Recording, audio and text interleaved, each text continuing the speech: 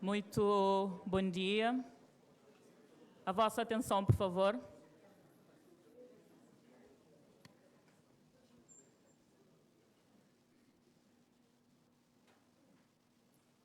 Senhor Primeiro-Ministro de Cabo Verde, Excelência, senhores membros do Governo, Excelências, Corpo Diplomático, todo o protocolo observado, caros convidados, minhas senhoras e meus senhores, sejam bem-vindos à apresentação pública da Estratégia Nacional da Erradicação da Pobreza Extrema em Cabo Verde para o período 2022-2026. Assim, convido o senhor Ministro da Família, Inclusão e Desenvolvimento Social, Dr. Fernando Elísio Freire, para boas-vindas e um breve enquadramento do assunto. Tenha bondade, senhor Ministro.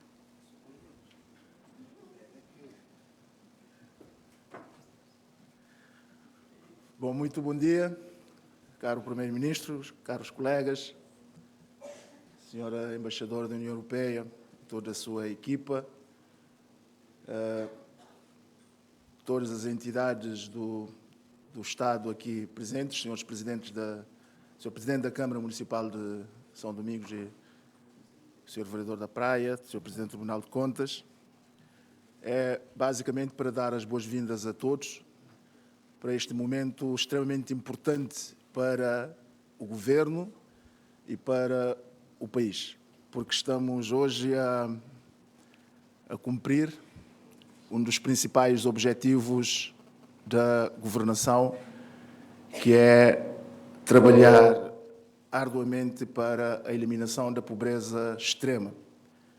É um trabalho que está aqui hoje de uma equipa e nós queremos agradecer todo o envolvimento da equipa do trabalho que hoje tem este documento pronto, agradecer o envolvimento da União Europeia e demonstrar que é possível em Cabo Verde, se trabalharmos de uma forma focados, com os instrumentos adequados, com as políticas dirigidas para aqueles que efetivamente precisam de igualdade de oportunidades para poderem ascender socialmente, é possível erradicar a pobreza extrema em Cabo Verde. É neste quadro que vamos hoje fazer esta apresentação pública. E queremos o engajamento de todos. Não é um instrumento do Governo, é um instrumento da nação cabo-verdiana, é um instrumento mobilizador da nossa nação e esperamos que todos estejam envolvidos, engajados, para que possamos cumprir este grande objetivo que é eliminar a pobreza extrema. Aliás, é um grande compromisso político de Sua Excelência o Primeiro-Ministro e de todo o Governo de Cabo Verde e, naturalmente, de toda a nação cabo-verdiana. E creio que hoje, ao darmos esse passo, com todas as medidas que já tomamos no passado, com outras que iremos tomar, e tendo sempre como um ponto essencial de tomarmos todas as medidas para as pessoas que precisam. E quem faz isso é o Cadastro Social Único, que é um instrumento que permite que possamos focalizar, identificar e fazer as políticas corretas. O cadastro é a base, as ações do Governo e todos os instrumentos envolvidos serão fundamentais para podermos atingir este objetivo da eliminação da pobreza extrema. Após a apresentação, o Sr. Primeiro-Ministro reforçará este compromisso com o país. Portanto, é dar-vos a todos boas-vindas, que a apresentação corra bem para a equipa de consultores, quero aqui também agradecer e que possamos sair daqui todos engajados e acreditarmos que é possível, sim, eliminarmos a pobreza extrema em Cabo Verde. Muito obrigado.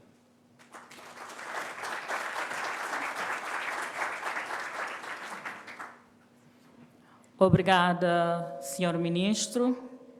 Dando continuidade ao nosso evento, convido agora a representante da equipa dos consultores, doutora Mônica Furtado, para fazer a apresentação da Estratégia Nacional da Erradicação da Pobreza Extrema em Cabo Verde.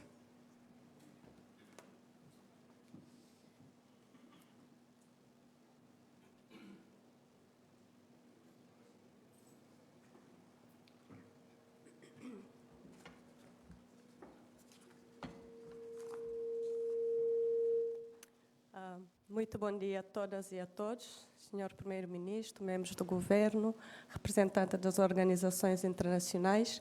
Antes de mais, em nome da equipa de consultoria, gostaríamos de agradecer por essa oportunidade de poder também nós contribuir para esse importante instrumento que hoje é apresentado. A equipe é constituída por eu, mas foi liderado por Dr. Daniel Carolo, que é consultor internacional, e o Dr.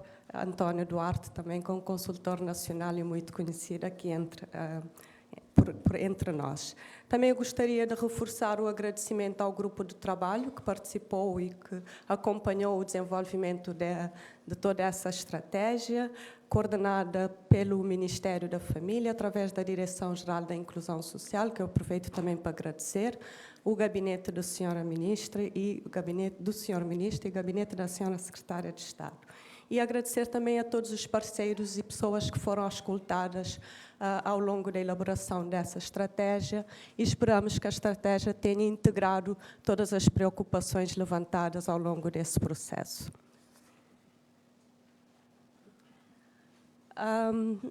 Tenho que faltar um pouco. Portanto, a Estratégia Nacional para a Erradicação da Pobreza Extrema define as ações estratégicas necessárias para combater a pobreza extrema num horizonte 2020 e 2026. A estratégia tem um foco no reforço do sistema da proteção social e na contribuição que a proteção social tem no desenvolvimento social e econômico inclusivo e sustentável. A estratégia tem um foco na pobreza extrema, considerando que há grupos de pessoas e indivíduos que, pela situação de vulnerabilidade, carecem de programas de transferências de rendas e programas de proteção social para poder assegurar também que essas pessoas consigam atingir a satisfação das necessidades básicas e consigam também aproveitar das oportunidades econômicas. Falo sobretudo de idosos, pessoas com incapacidade, crianças e pessoas que vivem embaixo do limiar da pobreza. O documento tem uma estrutura, foi solicitado nos termos de referência, que teria que ser um plano de ação muito prático, com objetivos claramente definidos, com um perfil muito claro, específico de quem será o grupo-alvo dessa estratégia, mas também com medidas específicas referente a cada setor que tem responsabilidade, quadro de indicadores. Portanto, o documento acaba por ser um documento orientador, mas que estabelece algumas linhas que permite também uma programação anual por parte dos setores. O documento, como eu já referi, é o Horizonte 22-26. O ano 22 é um ano da elaboração da estratégia. E também o documento em si é um dos indicadores, é um indicador de desembolso orçamental por parte da União Europeia. Como disse o senhor Ministro da Família, a estratégia está alinhada com o objetivo 1 da ODS, da erradicação da pobreza extrema até 2030, mas também com a Agenda Africana 2063, também de alcançar um padrão de vida elevado, qualidade de vida e bem-estar para todos os cidadãos. A Ambição 2030, o compromisso que Cabo Verde assumiu nessa Declaração do Desenvolvimento Sustentável. A nível nacional ainda, o programa do governo é um dos maiores compromissos do governo, é a meta de erradicar até 2026 a pobreza extrema, tendo sido muito mais ambicioso, inclusive, que o Objetivo de Desenvolvimento Sustentável, e que veio a ser reforçado no PEDS 2, aparece como o PEDS 2 reforça essa ambição, esse compromisso, digamos assim, não é uma ambição, mas sim um compromisso, e articula, sobretudo, com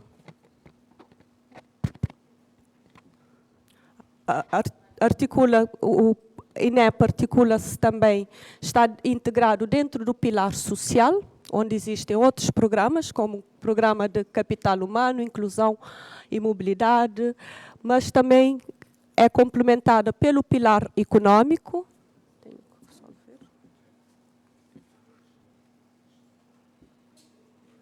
Portanto, o pilar econômico prevê medidas de investimentos no setor do turismo, mas também no desenvolvimento do setor empresarial, a transformação da agricultura, das pescas, a aposta na economia azul, a transição energética. Portanto, são outras medidas e programas que também contribuirão.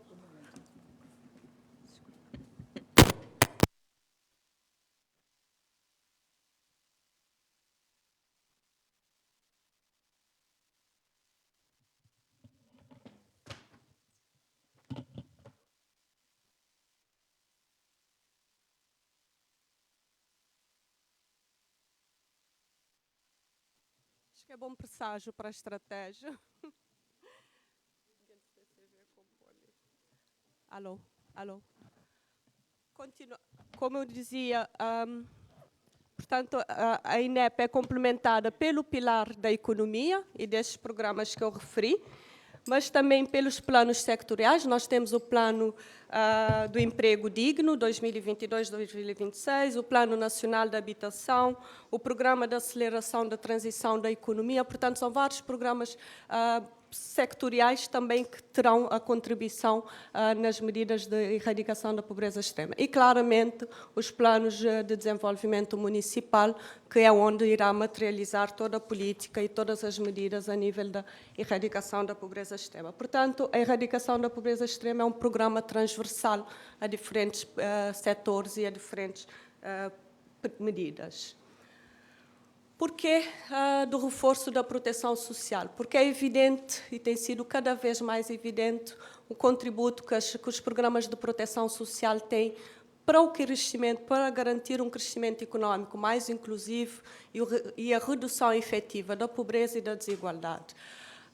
De facto, os investimentos na proteção social aumentam automaticamente o rendimento da família. Aumentando o rendimento da família, a família tem melhores condições de aceder a bens essenciais, como a saúde, a melhoria da habitação, mas também recebendo as transferências diretas, aumenta a liberdade das pessoas para tomarem a sua decisão, facilita o desenvolvimento, a procura de emprego, mas desenvolvimento de pequenos negócios, aumenta o consumo local na medida que as pessoas começam a frequentar e a adquirir os seus bens essenciais também nos pequenos serviços locais, melhora, como eu disse, o acesso à saúde, dá uma segurança às pessoas para os momentos de crise e ficou evidente durante a pandemia do Covid a importância dos sistemas de proteção social para responder a situações de crise e de emergência, não é?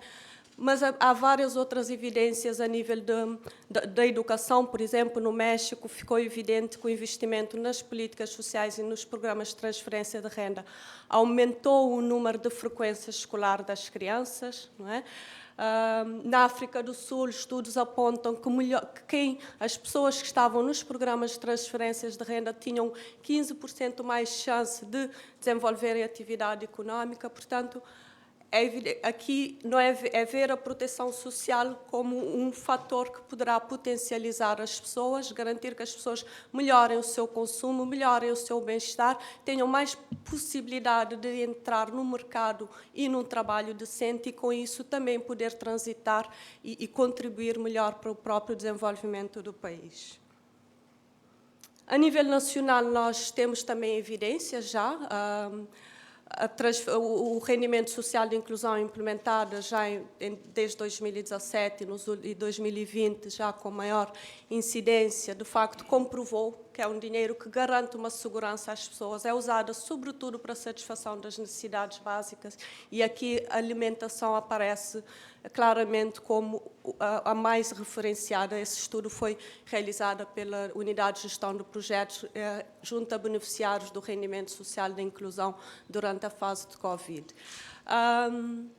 Também foi feito um estudo em 2022 onde se comprovou o efeito multiplicador da proteção social no próprio PIB do país. Daí também termos essas evidências nacionais e que possibilitou ou que permitiu ao país, durante de 2016 a 2019, ter registrado diminuição no número de pobreza extrema. Com a Covid, esse ganho veio a ter algum retrocesso, mas, de facto, ficou comprovado que esses mecanismos implementados de uma forma cada vez mais eficaz e eficiente não só contribuirão para a redução da pobreza, diminuição da desigualdade, mas contribuirão também para o desenvolvimento econômico, um desenvolvimento que será sustentável e inclusivo.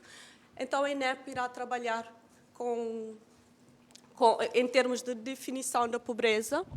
Também aqui há vários conceitos da pobreza, mas o mais consensual é que pobreza são todas as pessoas que não conseguem garantir o mínimo, a satisfação das necessidades básicas.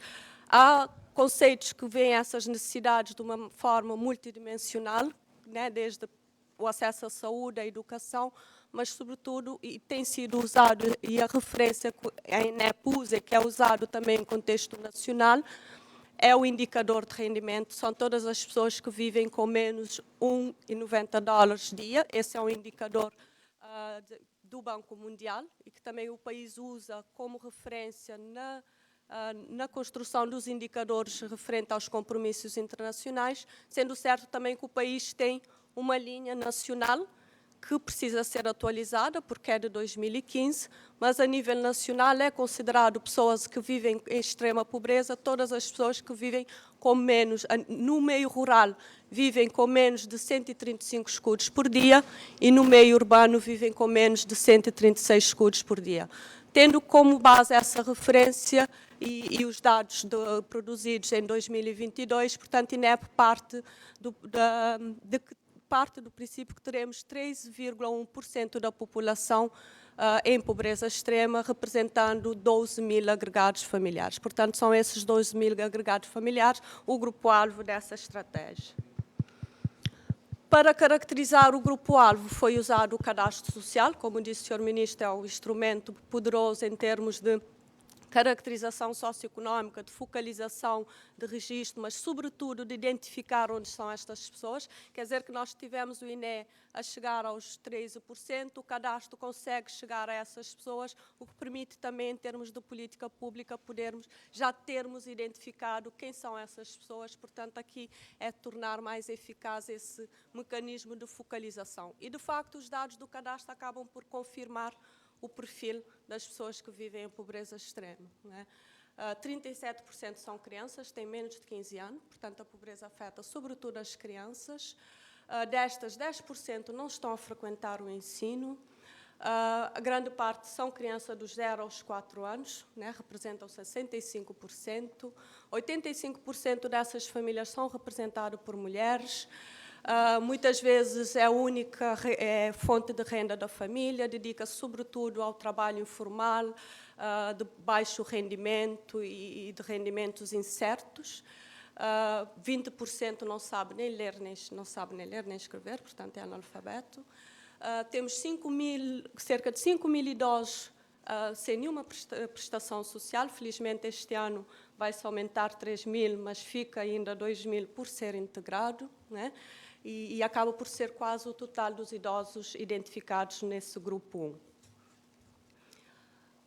1. Em termos de indivíduo, 60% têm escolaridade básica, 23% nunca frequentaram qualquer estabelecimento de ensino, 53% dessas famílias não dispõem de saneamento básico, portanto, de acesso à latrina e aos meios de saneamento, não têm água canalizada, água da rede, vivem em casas superlotadas, são casas de 1 ou 2 cômodos, em média 6 a 7 pessoas, e 71% não têm fontes de rendimento formais, né? Exercem, sobretudo, os trabalhos informais, que são precários e de baixa especialização.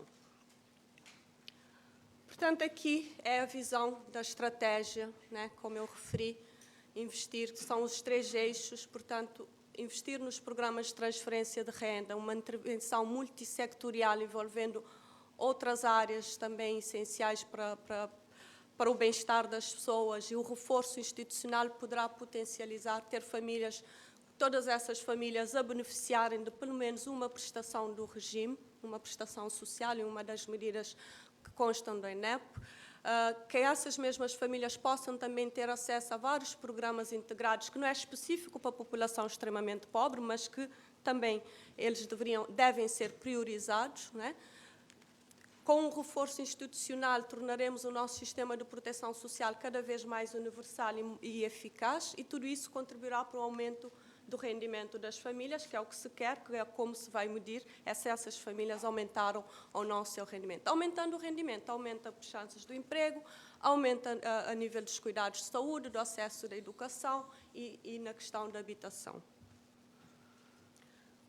A INEP tem 3 eixos. O primeiro eixo, portanto, é a expansão dos programas de transferência de renda. São programas que já estão a ser implementados. A pensão social, claramente, é mais antiga, mas já temos evidências do rendimento social de inclusão e das suas componentes. O rendimento social de inclusão, portanto, o que é que se propõe agora com o INEP? Mantém como uma prestação focalizada nas crianças, portanto, o rendimento a ser atribuído a agregados com crianças menores de 15 anos, e que esse rendimento, através de um acompanhamento familiar, deve assegurar também que todas as crianças desses agregados possam estar e a frequentar o ensino. O rendimento atualmente é atribuído por 2 anos, mas a INEP propõe que possa ser avaliada a possibilidade de ser atribuído por 1 ano, desde que no fim de 1 ano a família passa por uma avaliação. Caso a família tenha melhorado ou graduado, automaticamente passa para outras medidas e outras pessoas poderão receber o RSI. A inclusão produtiva, portanto, que é reforço das competências técnicas através da formação profissional e do apoio no desenvolvimento de pequenos negócios, como um complemento ao rendimento social da inclusão para as pessoas que têm potencialidade para desenvolver atividade econômica, para que no fim do período em que recebe o RSI, ou 1 ano ou 2 anos, a pessoa possa ter uma fonte de rendimento e aí também transitar, né, dos programas de transferências sociais para o sistema contributivo. Aqui é priorizar as mulheres e os jovens NEET, e essa inclusão produtiva alinha-se diretamente tanto com o programa do emprego digno, mas também o programa de aceleração e da transição. E a pensão social tem que ser cada vez mais efetivo, e todos os idosos que, ao atingirem a idade e não tenham nenhuma outra prestação, possam ser integrados, diminuindo assim o tempo de espera. E tudo isso tem que funcionar com um acompanhamento familiar efetivo, que possa acompanhar, garantir que as famílias estejam integradas nessas medidas, possam aproveitar das oportunidades e, sobretudo, poder avaliar também a transição que essa família irá ter com essas medidas. O eixo 2 é a articulação institucional, com várias outras medidas em curso. A nível da educação, assegurar que todas as crianças que vivem em agregados extremamente pobres frequentem creches e jardins de infância. Atualmente são cerca de 4.000 que não frequentam nenhum estabelecimento. Priorizar e assegurar que os jovens com mérito possam ter acesso às bolsas de estudo, aqui com a direção do ensino superior e ação social escolar, mas também reforçar o transporte escolar e as cantinas escolares. A nível do emprego, é fortalecer a inclusão produtiva, associado sobretudo aos jovens NEET, né, mas também às mulheres, assegurar que as pessoas que estejam na inclusão produtiva possam ter acesso ao rendimento social de inclusão ou a uma prestação semelhar e que lhe permita, durante o tempo que estiver a desenvolver a atividade econômica, possa ter também um meio de subsistência e alguma segurança. E estimular essa transição da economia informal para a economia formal, transitando assim das prestações do Centro Nacional do CNPS para o INPS. O eixo 3 acaba por ser o reforço institucional, técnica e financeira, portanto, a primeira coisa é garantir a sustentabilidade dessas medidas, não é? A sustentabilidade passa tanto o fundo já foi criado, tanto pela criação de um fundo de financiamento interno, mas também por esse reforço dessa transição do regime não contributivo para o regime contributivo, não é? Também a criação de grupos de trabalho, que podem ser grupos de seguimento, comitê de pilotagem, mas grupo que possa ter um espaço de articulação e de implementação envolvendo todos os setores que têm medidas no âmbito da INEP para uma melhor articulação institucional, o reforço institucional do Ministério da Família, que é o Ministério que coordena o plano, coordena não só a nível central, mas também coordena junto com os municípios, portanto, há necessidade de reforçar esse setor.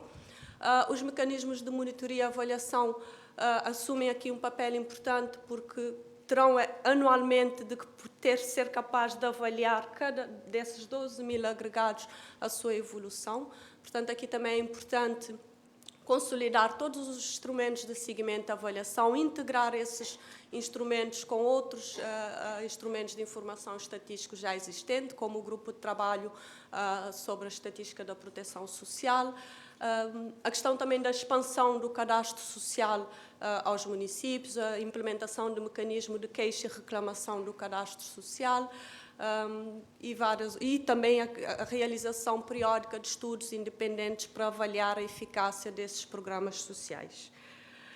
Aqui eu destaco o Fundo Mais como sendo um grande ganho para a estratégia, né? Pela primeira vez, eu acho que temos um fundo nacional para financiar as medidas da estratégia, sobretudo o rendimento social de inclusão, né? Já foi publicado, 80% do fundo será utilizado para o rendimento social de inclusão e outros fundos, eventualmente, também que se vieram a mobilizar para reforçar a parte orçamental. Chegando aqui à parte orçamental, pronto, aparecem todos esses valores. É certo que o pilar social é onde contempla grande parte dessas medidas, os programas de transferência de renda, né? Mas todos os outros programas dentro da educação, da saúde, não será todo o orçamento que irá para a área da erradicação da pobreza extrema, como é certo, e aqui é o desafio de anualmente, a partir deste ano, podermos contabilizar exatamente, né, dentro do orçamento da saúde, qual é o montante que vai para as pessoas extremamente pobres. Então, seria um exercício a se fazer, mas, com certeza, a ideia aqui é que as pessoas sejam priorizadas nessas medidas que já existem.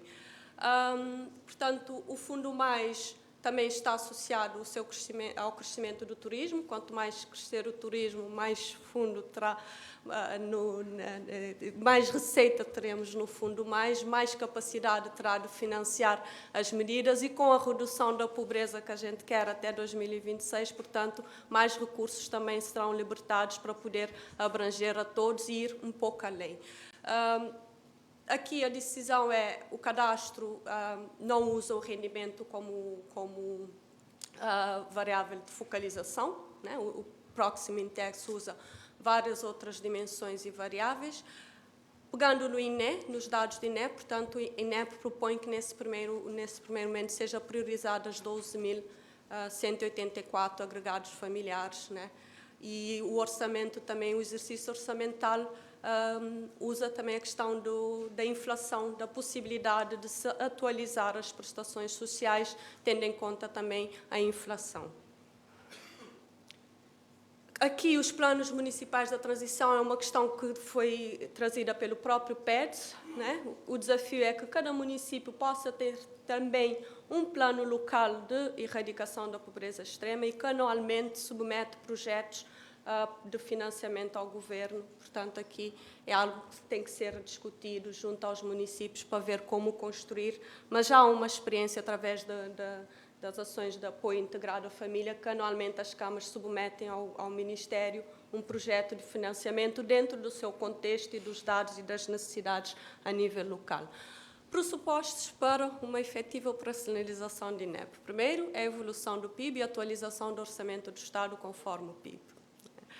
A dotação orçamental suficiente para cobrir todo o grupo-alvo. Nós atualmente não temos algum gap, sobretudo a nível do rendimento de inclusão, portanto, há necessidade anualmente de se reforçar esse orçamento do Ministério e de outros setores. Atualizar as prestações em linha à inflação, a utilização efetiva do Fundo Mais na implementação da INEP, que o turismo possa aumentar anualmente 10%, porque todo o exercício orçamental foi feito nessa base.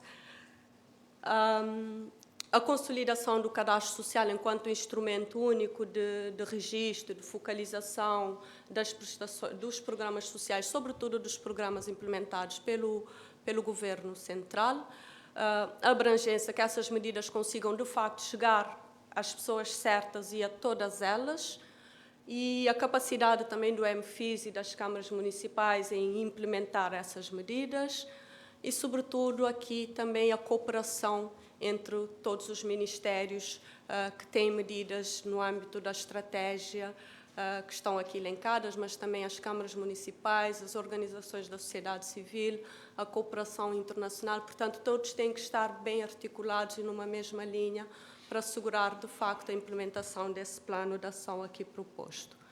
E a meta é isso, é que em 2026 nenhuma criança, indivíduo ou família viva abaixo do limiar da pobreza. E eu termino agradecendo a todos pela vossa atenção e convido-vos a lerem a estratégia, que tem toda a informação que precisam. Muito obrigada pela vossa atenção.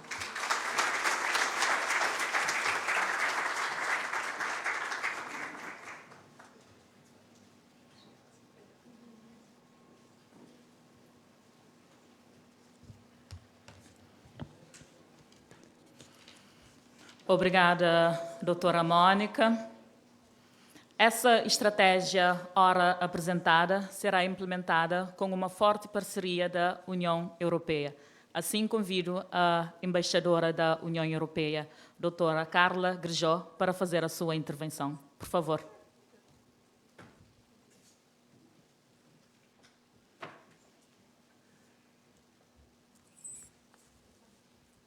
Muito bom dia. Excelentíssimo Senhor Primeiro-Ministro, Excelência, Excelentíssimo Senhor Ministro de Estado da Família e da Inclusão Social, restantes membros do Governo, Senhores Presidentes e representantes de câmaras municipais, representantes de organizações da sociedade civil, caros colegas do corpo diplomático, minhas senhoras e meus senhores, todo o protocolo observado.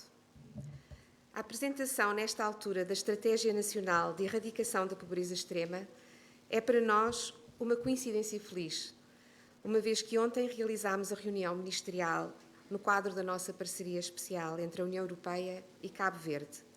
E temos também aqui hoje a presença de colegas do Serviço Europeu de Ação Externa e da Comissão Europeia, que assim podem testemunhar de forma muito prática a realidade da nossa parceria. E nesse contexto teremos ainda, esta tarde, a oportunidade de conversar com beneficiários do RSI e com técnicos que operacionalizam as políticas sociais em Cabo Verde.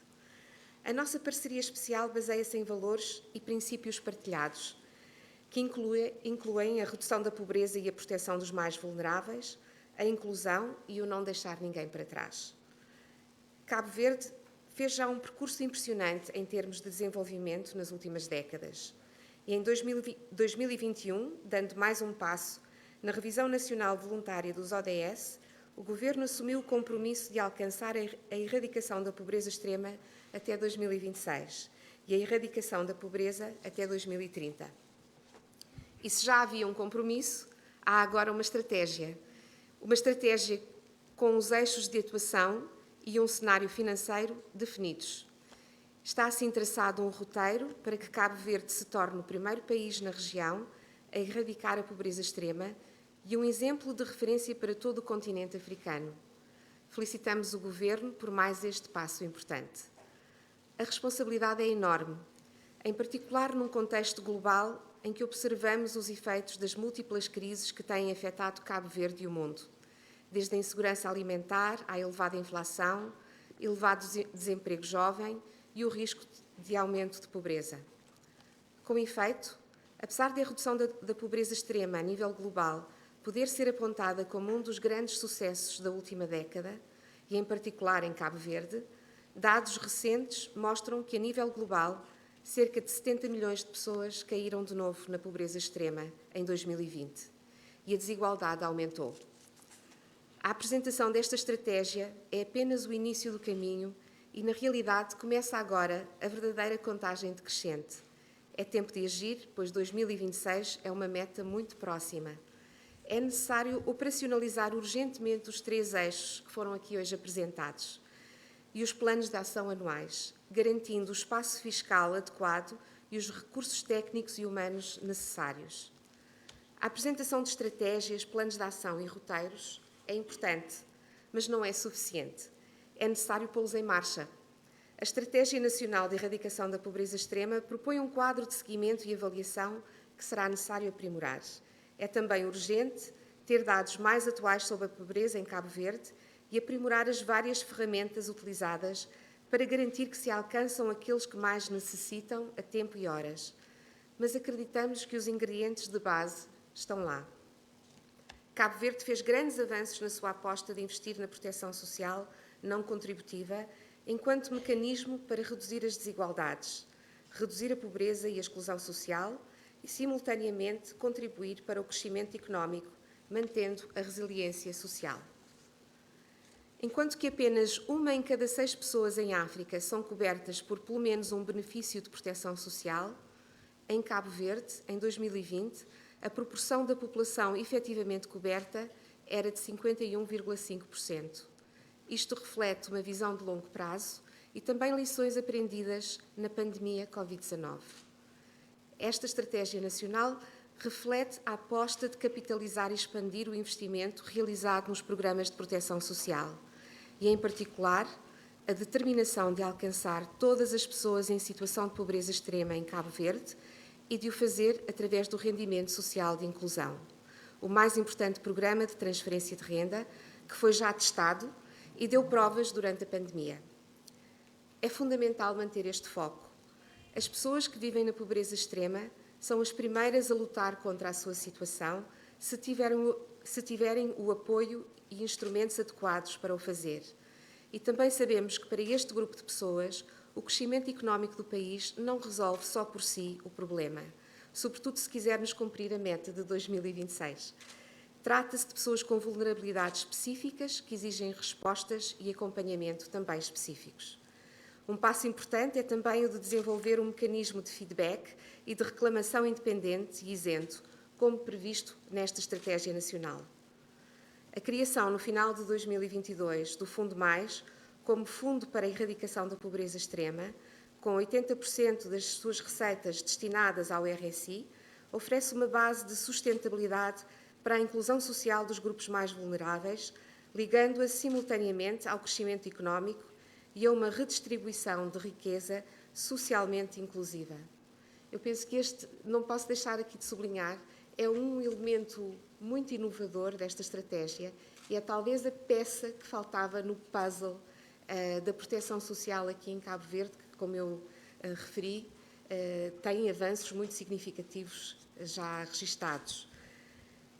É importante que a percentagem dos benefícios de concessões e privatizações alocadas ao fundo, que será definida por diploma próprio, seja suficiente para garantir o financiamento sustentável do fundo.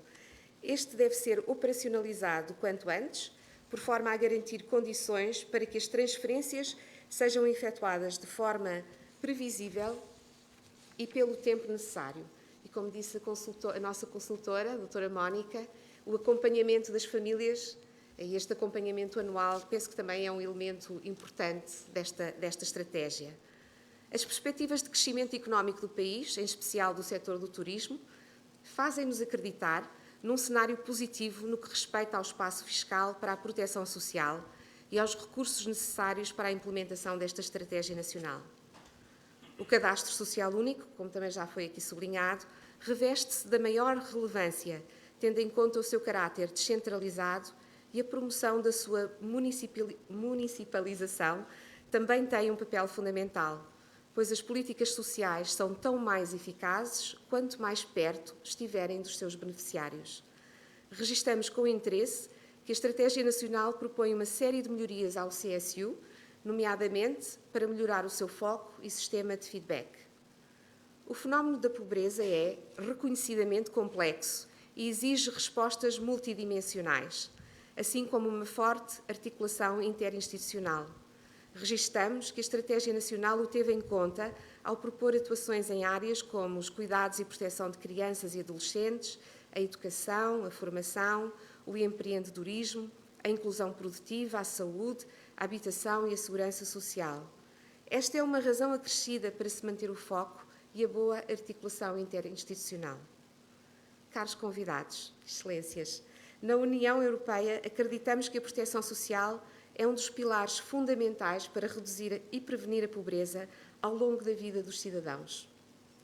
Cabo Verde também acredita, como referido no PET. Tal implica políticas e programas destinados a reduzir vulnerabilidades e a redistribuir riqueza e rendimentos, como os que são apresentados por esta Estratégia Nacional. Os ingredientes estão presentes.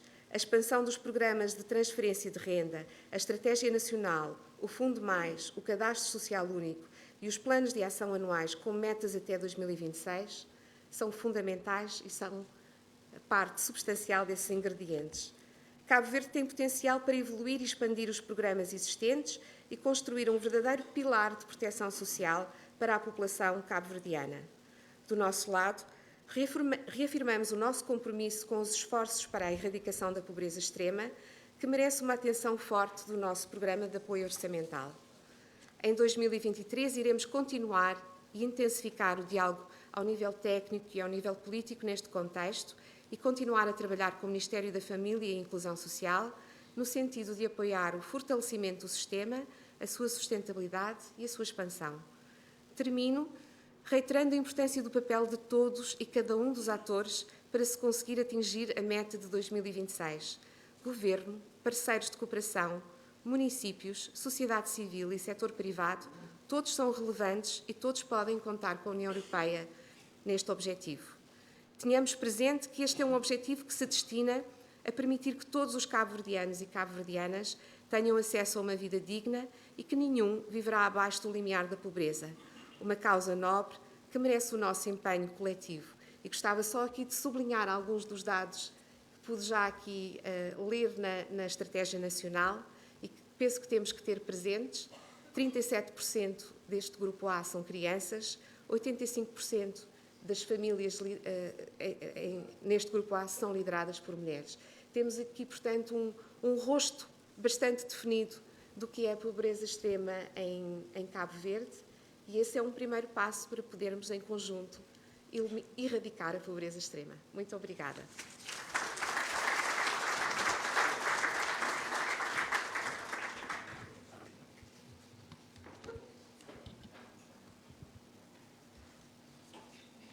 Obrigada, senhora embaixadora. Minhas senhoras e meus senhores, agora tenho a súbita honra de convidar a Sua Excelência, o Primeiro-Ministro de Cabo Verde, Dr. Ulisses Correia e Silva, para fazer a sua intervenção. Por favor, senhor Primeiro-Ministro.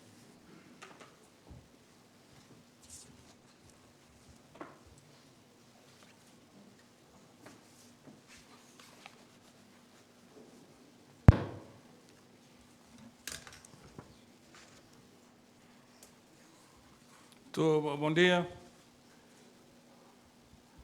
senhoras ministras e senhores ministros, senhores presidentes das câmaras municipais e das assembleias municipais e vereadores aqui presentes, senhora embaixadora da União Europeia, senhor representante do Sistema das Nações Unidas e da OMS, representantes das organizações internacionais, representantes das ONGs, associações, parceiros de longa data desta problemática do desenvolvimento social. O programa do Governo 2021-2026 define a eliminação da pobreza extrema e a redução da pobreza absoluta como uma prioridade para atingir o desenvolvimento sustentável e um desígnio nacional. Temos o desafio de eliminar a pobreza extrema até 2026. Eliminar não deixando ninguém para trás. Reduzir a pobreza absoluta, fazendo as pessoas saírem do limiar da pobreza e evitando ao mesmo tempo novas entradas para a pobreza. Eliminar a pobreza extrema, fazendo as pessoas e as famílias saírem da situação de pobreza extrema e, ao mesmo tempo, evitar que as pessoas que estejam na pobreza absoluta entrem em pobreza extrema. gerir conjunturas e contextos de crises, como os contextos que temos estado a viver desde 2017. As crises relacionadas com as mudanças climáticas, no caso de Cabo Verde, secas severas, a pandemia da Covid-19 e a guerra na Ucrânia, protegendo as pessoas, recuperando a economia, ao mesmo tempo aumentando a resiliência e reduzindo as vulnerabilidades face aos choques externos e atingir o desenvolvimento sustentável. A boa gestão das conjunturas e das crises, a que nenhum país está imune e que são cíclicos, é importante para evitar o aumento da situação de pobreza. E nas situações em que há entrada na pobreza, haver recuperação para voltarmos à normalidade. No fundo, é isso que temos estado a fazer nos últimos anos.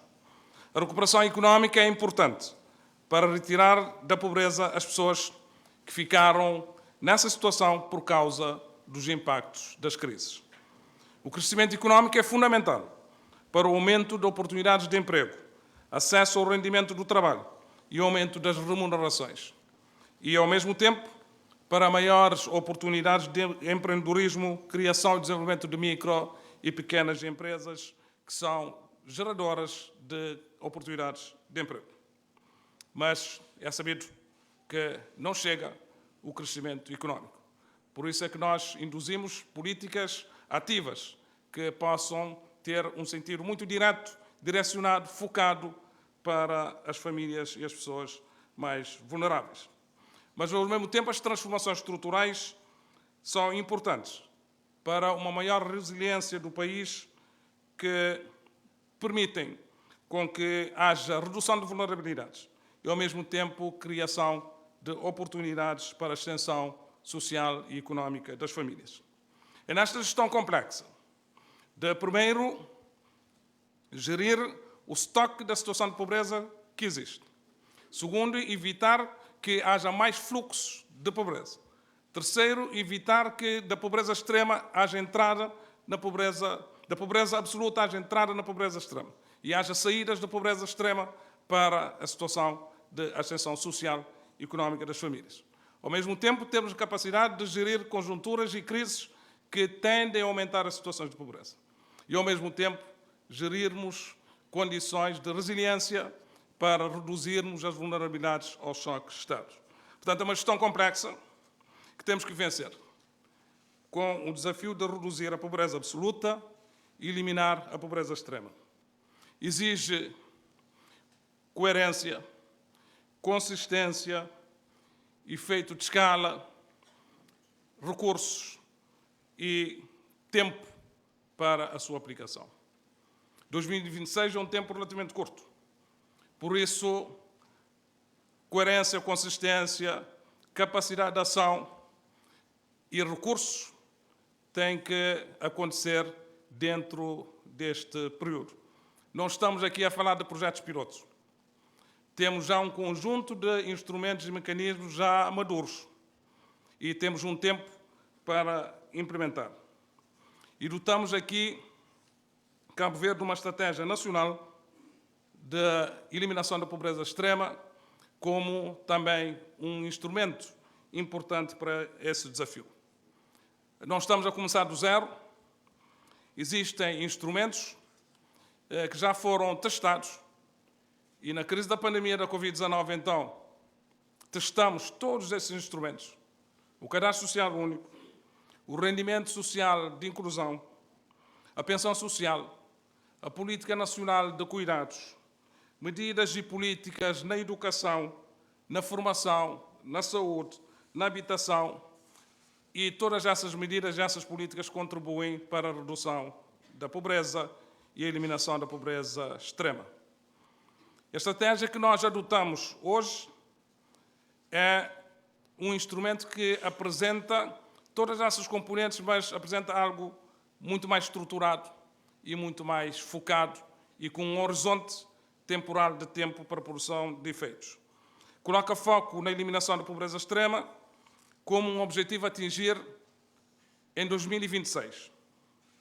coloca foco nos mais afetados pela pobreza e nos mais vulneráveis: as crianças, mulheres, idosos e pessoas com deficiência.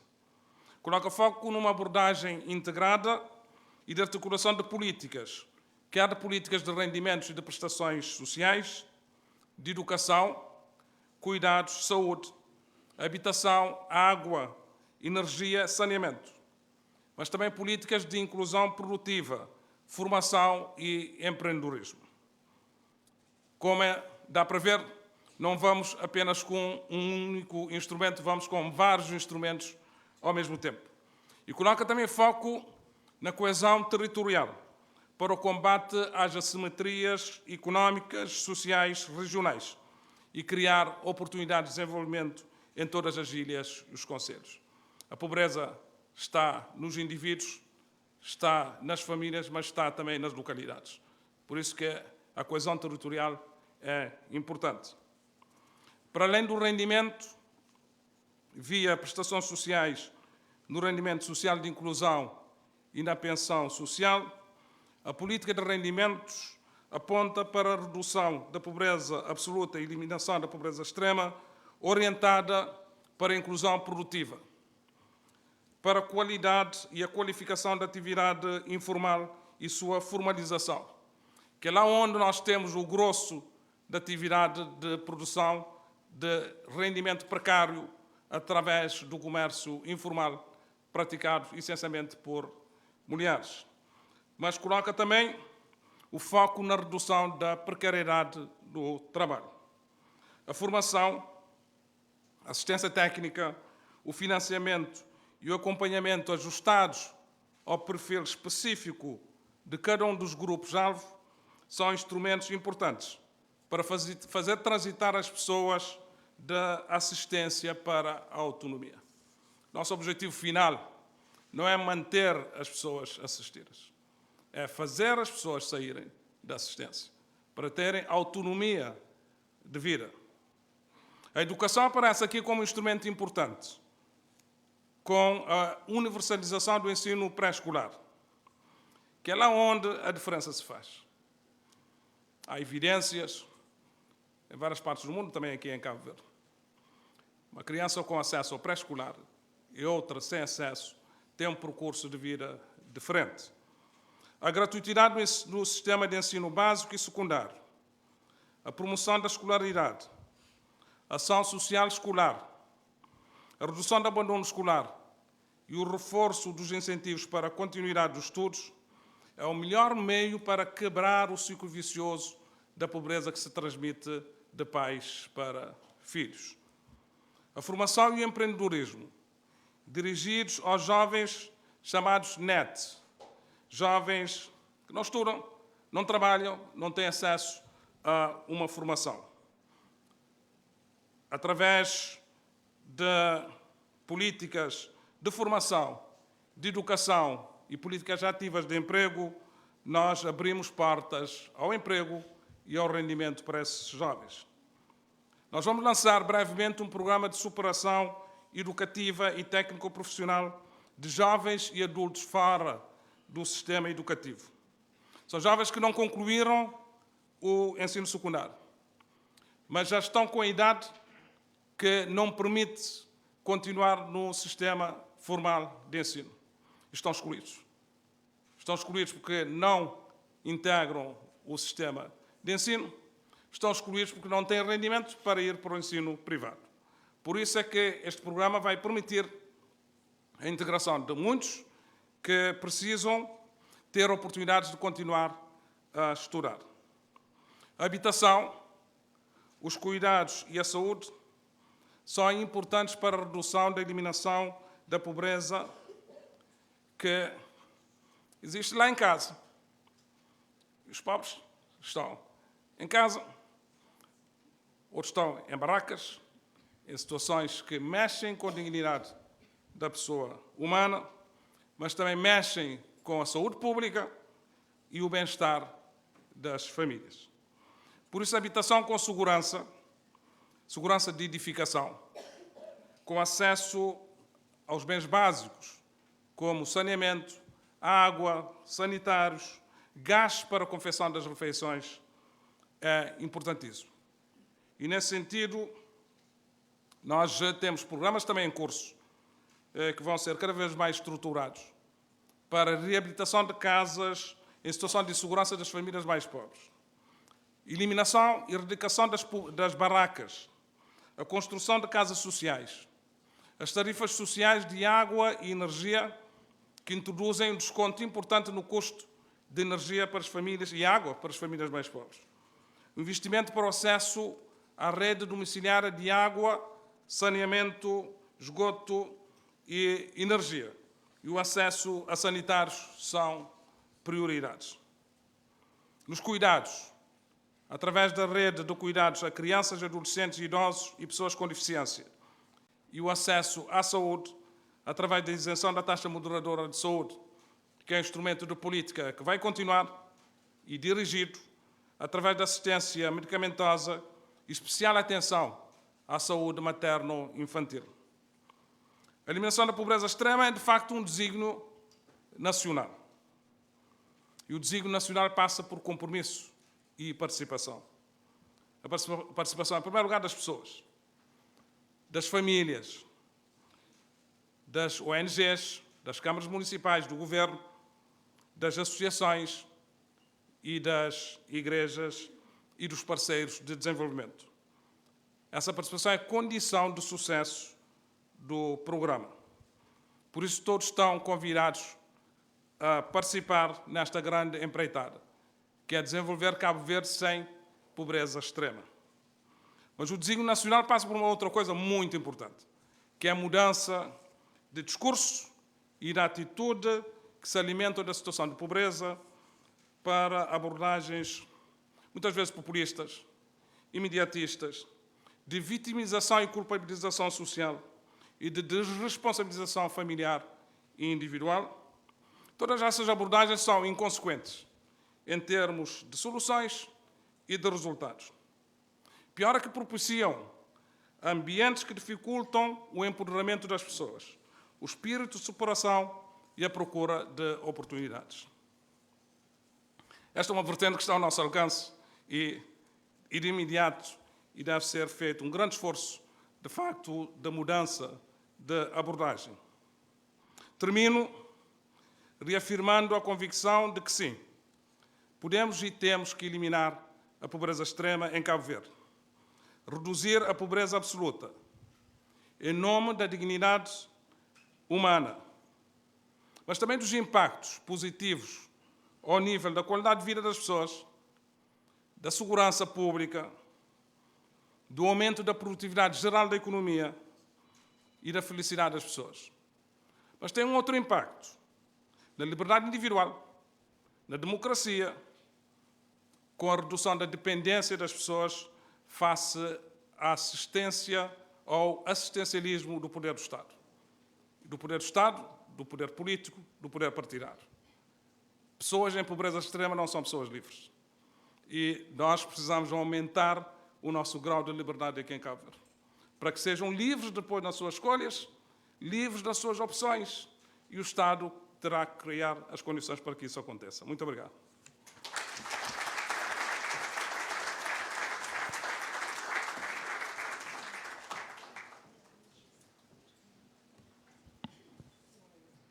Muito obrigada, Sr. Primeiro-Ministro. E damos assim por encerrada a nossa cerimónia, agradecendo a presença de todas e todos. Continuação de um bom dia.